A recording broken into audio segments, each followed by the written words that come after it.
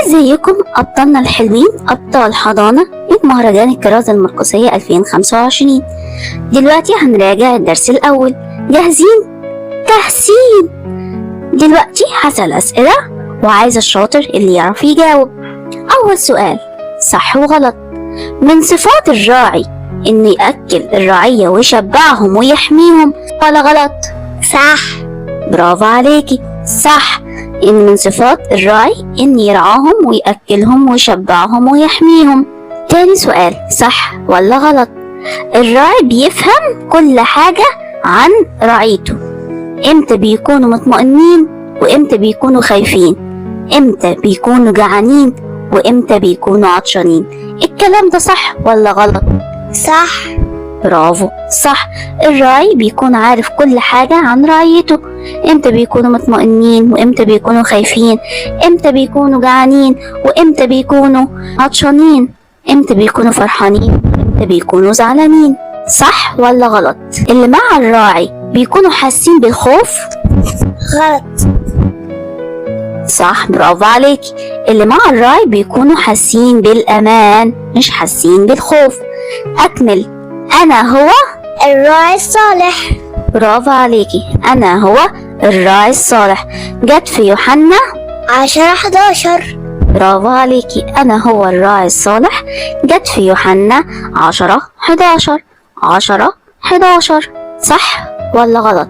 الراعي بيهتم بكل اللي بيرعاهم بس ما بيكونش عارف اسمهم.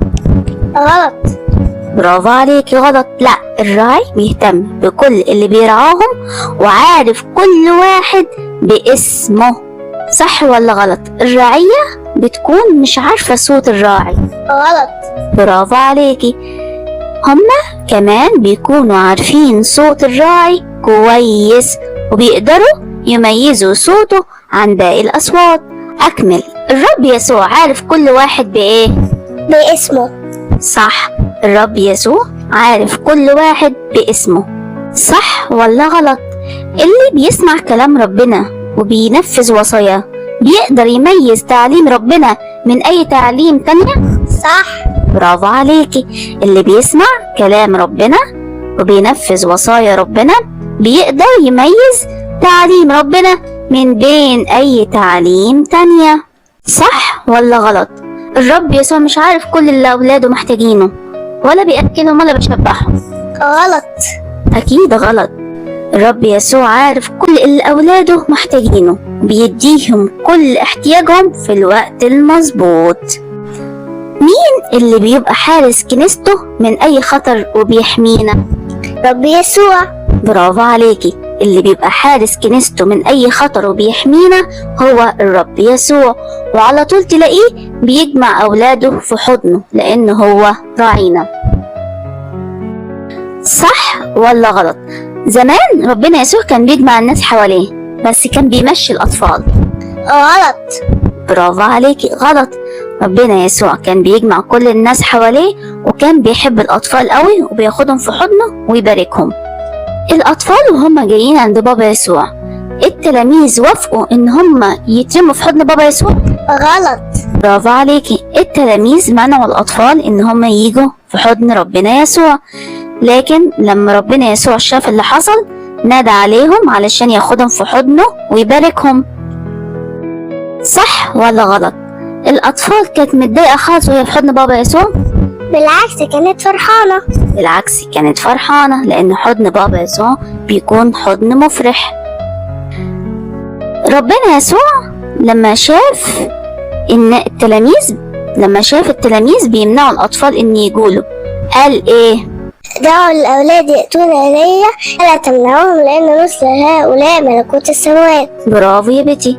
دعوا الأولاد يأتون إلي ولا تمنعوهم لأن لمثل هؤلاء ملكوت الله. والآية دي جت في إنجيل لوقا إصحاح 18 آية 16. أكمل. دعوا إيه يأتون إلي؟ دعوا الأولاد ولا إيه؟ ولا تمنعوهم لأن لمثل هؤلاء ملكوت إيه؟ ملكوت الله. والآية دي جت في إنجيل إيه؟ لوقا إصحاح 18 آية 16. برافو يا بنتي. دلوقتي سؤال أكمل.